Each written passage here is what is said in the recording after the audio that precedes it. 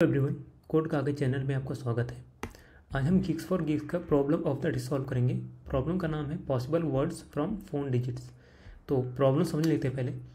तो हमें इसमें एक कीपैड दे रखा है, जैसे ये दिखा रखा है ना कि इसमें नंबर्स जो है रिप्रेजेंट कर रहे हैं कुछ स्ट्रिंग्स को। जैसे 2 रिप्रेजेंट कर रहा है ABC को, 3 DEF को रिप्रेजेंट कर रहा है, ठीक है।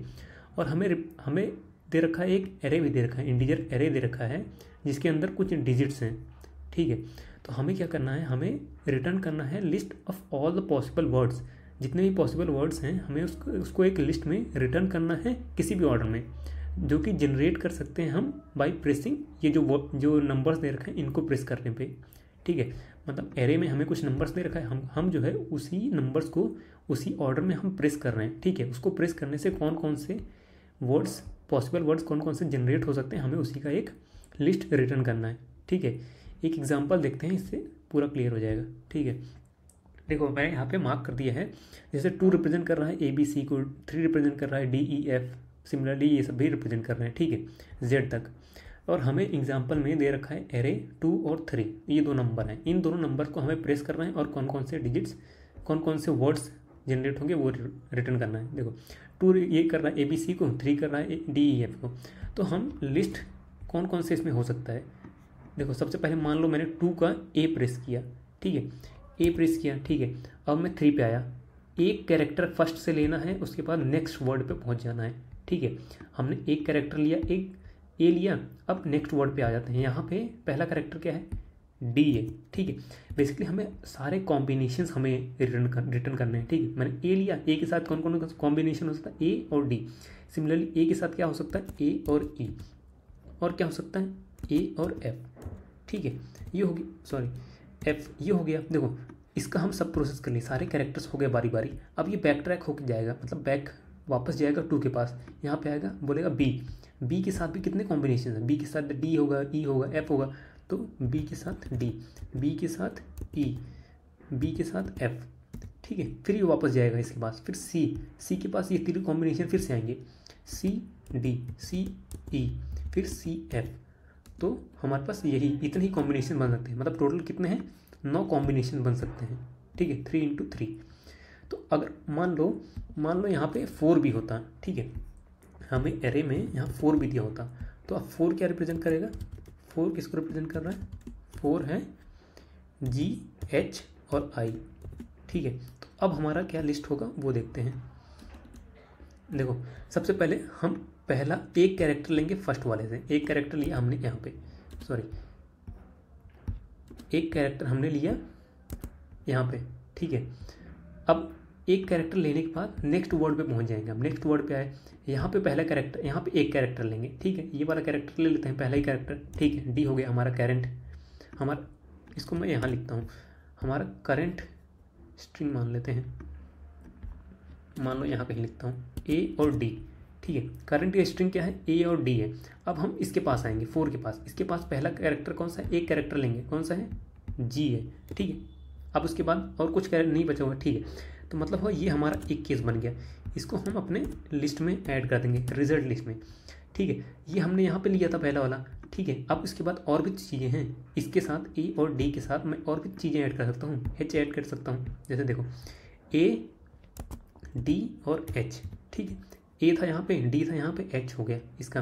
अब सिमिलरली I भी यूज़ कर सकता हूँ, A D और I, है ना, इसका तीनों ऐड हो गया, ठीक है। अब हम A के साथ E को तो यूज़ कर सकते हैं। अब देखो क्या होगा, A होगा, E होगा।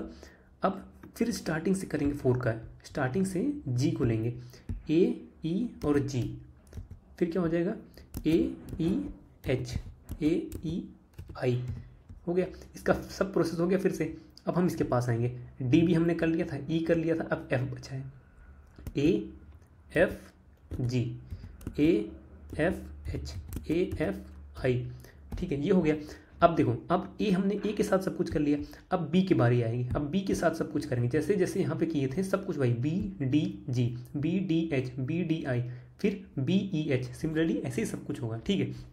तो इसमें हम कर क्या रहे हैं, एक कैरेक्टर ले रहे हैं, उसके बाद अगले स्ट्रिंग पे चले जा रहे हैं, उसके सारे कैरेक्टर को प्रोसेस कर रहे हैं इस एक कैरेक्टर के लिए, ठीक है।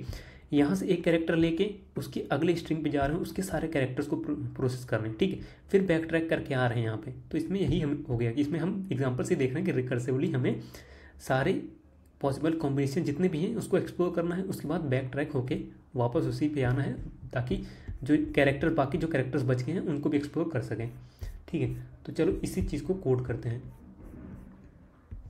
देखो सबसे पहले तो मैं क्रिएट कर लेता हूँ कौन सा नंबर कौन से वर्ड को रिप्रेजेंट कर रहा है, ठीक है। उसके लिए मैं लिख देता हूँ स्टैटिक फाइनल, एक क्रिएट कर लेते हैं एक एरे, स्ट्रिंग एरे क्रिएट कर लेते हैं, ठीक है। कीपैड नाम दे देता हूँ। तो इसमें जो है देखो पहला जो है 0 है, ठीक है, 0 रिप्रेजेंट कर रहा है एम्प्टी स्ट्रिंग को। सिमिलरली 1 रिप्रेजेंट कर रहा है एम्प्टी स्ट्रिंग को, ठीक है। मैं इंडेक्स भी वही रख रहा हूँ जो ये नंबर जिसको रिप्रेजेंट कर रहे हैं, ठीक है। जैसे 0 रिप्रेजेंट कर रहा है इसको, 1 इंडेक्स पे 1 रिप्रेजेंट कर रहा है एम्प्टी स्ट्रिंग को। अब 2 इंडेक्स पे 2 रिप्रेजेंट क्या कर रहा है ABC को, ठीक है। सिमिलरली ABC हो गया ABC DEF, ठीक है, DEF, फिर GHI, ठीक है, GHI हो गया JKL MNO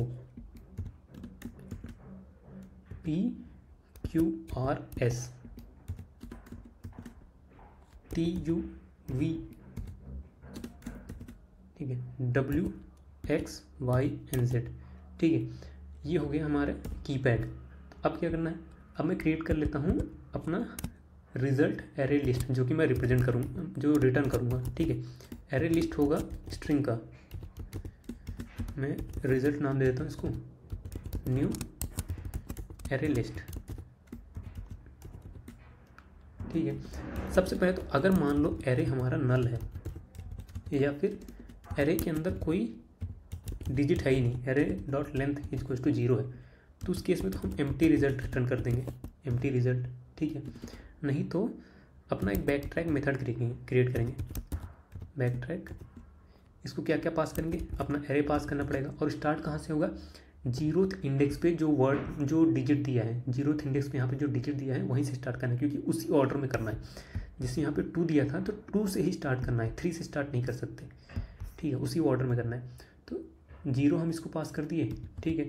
और न्यू स्ट्रिंग बिल्डर मतलब जो करंट स्ट्रिंग को हमें रिप्रेजेंट कर रहा होगा, वो करंट स्ट्रिंग को रिप्रेजेंट कर रहा होगा, न्यू स्ट्रिंग बिल्डर पास कर दिया और अपना रिजल्ट पास कर देंगे।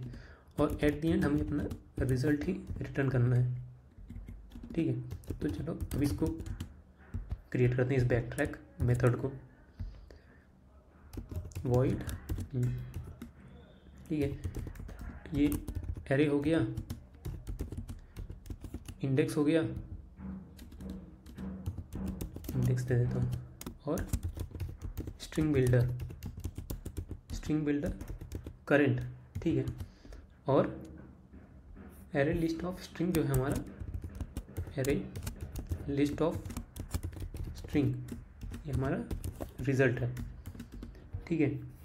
तो अब जो है सबसे पहला हम बेस कंडीशन लिखते हैं, ठीक है। बेस कंडीशन क्या होगा, जब हमारा इंडेक्स एरे से बाहर चला जाएगा, ठीक है, सारे वर्ड्स को सारे डिजिट्स को हमने प्रोसेस कर लिया उस केस में। अब क्या करेंगे, अगर हमारा जो करेंट है डॉट लेंथ, अगर इसके अंदर कुछ कैरेक्टर्स हैं, मतलब ये वर्ड है एक ग्रेटर देन 0 है, तो उस केस में हम इसको अपने रिजल्ट में ऐड कर देंगे, result dot current dot to string, क्योंकि ये स्ट्रिंग बिल्डर था ना, स्ट्रिंग बिल्डर को स्ट्रिंग में कन्वर्ट करके ऐड कर देंगे और रिटर्न कर देंगे, ठीक है। ये हो गया हमारा बेस कंडीशन। नहीं तो सबसे पहले तो अपने स्ट्रिंग को हमें लेना पड़ेगा लेटर्स, मतलब अभी करंट इंडेक्स, इस इंडेक्स पे कौन सा वर्ड है, मतलब 0 इंडेक्स पे 1 इंडेक्स पे ABC है, ये चीज़ हमें गेट करना है, ठीक है। तो की pad of array of this index, इस इंडेक्स पे कौन सा वर्ड है इससे मिल जाएगा हमें।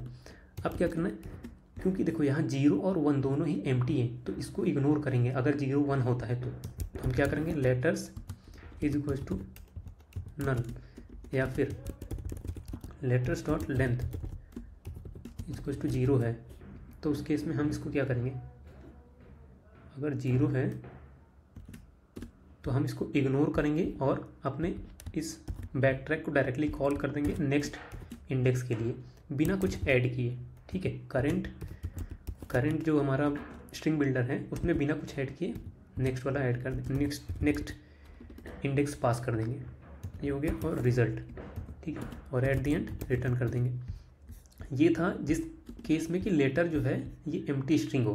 ठीक है, अगर एम्प्टी स्ट्रिंग नहीं है तो हमें उसके सारे कैरेक्टर्स को प्रोसेस करना पड़ेगा, letters dot to char array.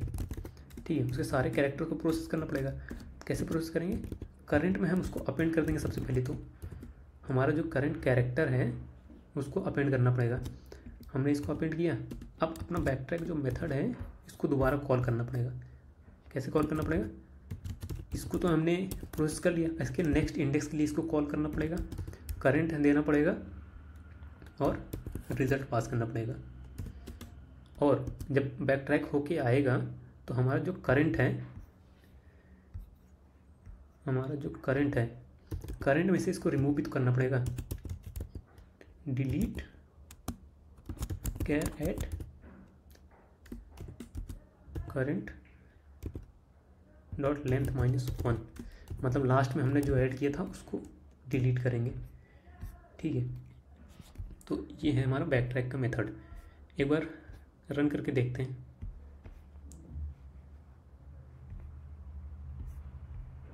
क्या है, रिजल्ट डॉट ऐड।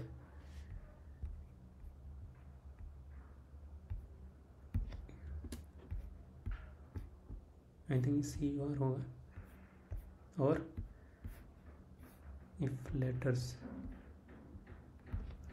ये लेटर्स होगा,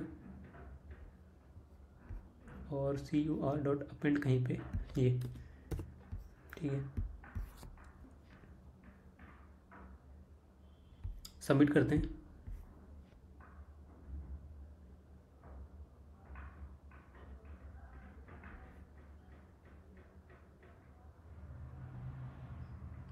सबमिट भी हो गया। वीडियो को देखने के लिए आपका बहुत बहुत धन्यवाद, और चैनल को सब्सक्राइब जरूर कर लें। Thank you so much.